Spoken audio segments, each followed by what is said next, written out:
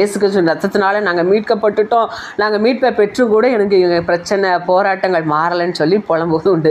அப்படி புலம்புகிறவளா நீங்கள்? உங்களை பார்த்து நான் ஒன்று சொல்லட்டும். அன்றைக்கு இஸ்ரவேல் ஜனங்கள் அடிமைப்பட்டிருந்தாங்க. அடிமைத்தனத்தினால அவங்களுக்கு அவமானம், வேதனை.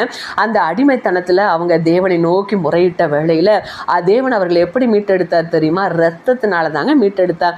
ரத்தம் தான் அவர்களுக்கு அன்றைக்கு மீட்பை கொடுத்தது. ரத்தத்தினால் அவர்களை எகிப்திலிருந்து மீட்டெடுத்து அவர்களை கானானுக்கு நேராக அவர் பயணிக்க வைத்தார் என்று சொல்லி பார்க்க. இப்போ மீட்கப்பட்டோன்னா அவங்களுக்கு பிரச்சனை முடிஞ்சிருச்சா? நாங்கள் மீட்கப்பட்டுட்டோம் அவ்வளோதான் எங்களுக்கு போராட்டம் முடிஞ்சிருச்சுன்னு சொல்லி இல்லவே இல்லை. இப்போ மீட்கப்பட்டுட்டோன்னு சொல்லி அவங்க சந்தோஷமாக கானானை நோக்கி பயணிக்கிற வேளையில் அந்த இடத்துல பார்வோனும் சேனைகளும் அவர்களை பின்தொடர்ந்தார்கள் என்று சொல்லி பார்க்குறோம். ஐயோ, நாங்கள் மீட்கப்பட்டுட்டோம்னு நினச்சா இன்னைக்கு எங்களுக்கு இருந்த பிரச்சனை இப்போ எங்களை பின்னாடி தொடர்ந்துக்கிட்டே வருது ஏன்னு சொல்லி இஸ்ரவேல் ஜனங்கள் பரிதவித்தாங்க. அவ்வளோதான் எங்கள் வாழ்க்கை முடிங்க போகுதுன்னு சொல்லி கலங்கினாங்க. முன்னாடி பார்த்தா செங்கடல். ஐயோ, இந்த செங்கடலில் இத்தனை லட்சம் நாங்கள் பேர் எப்படி கடந்து போட்டோம், எங்கள் ஆடு மாடுகள் பிள்ளைகளை நாங்கள் எப்படி நீந்தி நாங்கள் கரை சேர்க்க முடியவே முடியாது, அவ்வளவுதான் நாங்கள் அமிழ்ந்து போக போகிறோம், நாங்கள் அழிந்து போக போகிறோம்னு சொல்லி பரிதவித்தாங்க. இப்போ அவங்களுக்கு ஒரு வழி வந்துச்சு. அந்த வழியில் என்ன பண்ணாங்க?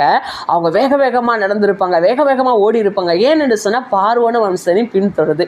இன்றைக்கு நமக்கு கூட வாழ்க்கை என்கிற கடலில் இப்படிப்பட்ட நிறைய பரிதவிப்பு இருக்கலாம். ஓட வேண்டியதாக இருக்கலாம், நம்ம வேகமாக நடக்க வேண்டியதாக இருக்கலாம், ஒருவேளை இன்னைக்கு நீச்சல் அடித்து கூட கடந்து போக வேண்டியதாக இருக்கலாம். ஆனால் எப்படியானாலும் இன்றைக்கு நம்ம சரியாக போய் சேர வேண்டிய இடத்துல நம்ம போய் சேர்ந்துட்டோம், சரியாக நமக்கு பாதுகாப்பு கொடுக்குற இடத்துல போய் நின்றுட்டோன்னு வச்சுக்கங்களேன், நமக்கு பயமே இருக்காது. எப்படின்னு சொல்லி கேட்குறீங்களா? இப்போ பார்வோனு சேனை வராங்க, வேக வேகமாக போனாங்களா? இப்போ போய் முடிச்சா அங்கே கரை வந்துச்சு. எல்லாரும் போய் என்ன பண்ணிட்டாங்க?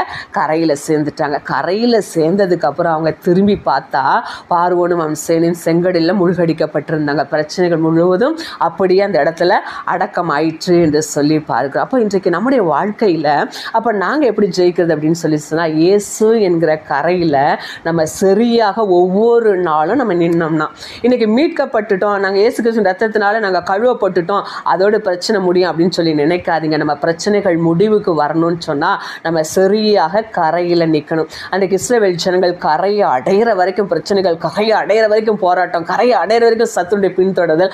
ஆனால் கரையை அடைந்த உடனே அவங்க தேடி பார்த்தாலும் அந்த இடத்துல காணோம் என்று சொல்லி பார்க்கலாம். அதே போல தான் இன்றைக்கு உங்கள் பிரச்சனைகள், உங்கள் போராட்டங்கள் இன்றைக்கு ஒவ்வொரு நாளிலும் இருக்கிற இடம் தெரியாமல் அது காணாமல் போகணும்னா, உங்களை பின்தொடர சத்துருவின் காரியங்களாக இருக்கலாம், எதிர்மறையாக எதிரடியாக நிற்கிற போராட்டங்கள், இதையெல்லாம் நீங்கள் தேடியும் காணாமல் போகணும் அப்படின்னு சொல்லி சொன்னால் நீங்கள் சரியாக ஒவ்வொரு நாளும் கரையில் நிற்கணும். எந்த கரை?